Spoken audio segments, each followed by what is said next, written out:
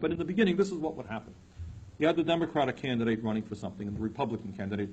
Historically, Vermont had been a Republican state, moderate Republican, not right-wing, and then Democrats. And then we had a third party. And what would happen is debate after debate, television program after television program, the progressive third-party people would, in fact, get the best response from the audiences.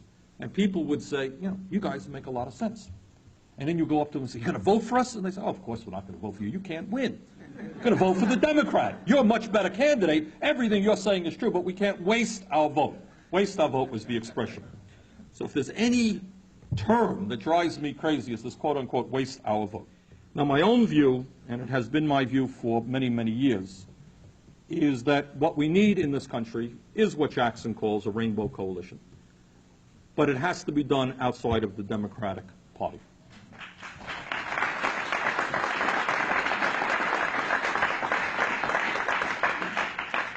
And I say that here, and I'm delighted to be here with DSA because they are a non-sectarian group, and we have worked with them, and you know, we recognize that honest people will have differences of opinion. But my own feeling is the arguments of working within the Democratic Party and without go as follows. The argument for working within the Democratic Party is that people say, well, that's where the working class is, that's where the unions are, let's stay within that. People are familiar with it. That's been their home for many, many years. There's truth to that, some truth to that.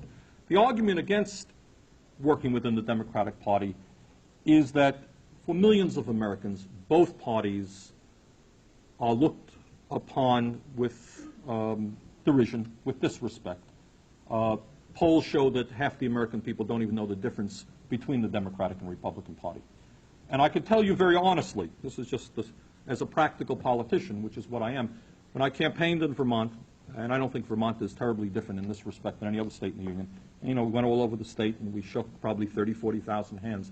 I don't think that more than a dozen times people came up to me and said, Bernie, I can't vote for you because I'm a really strong Democrat and I believe in the Democratic Party, or I'm a strong Republican and I believe in the Republican Party. They don't.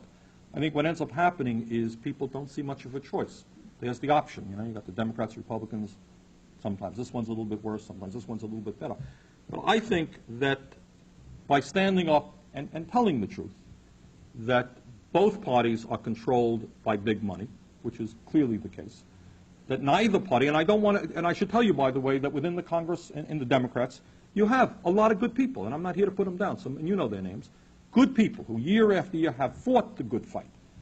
But I think that nationally, the party has, on issue after issue, sold out so many times that if you go before the people and say, hey, I'm a Democrat, you don't usually generate a lot of enthusiasm.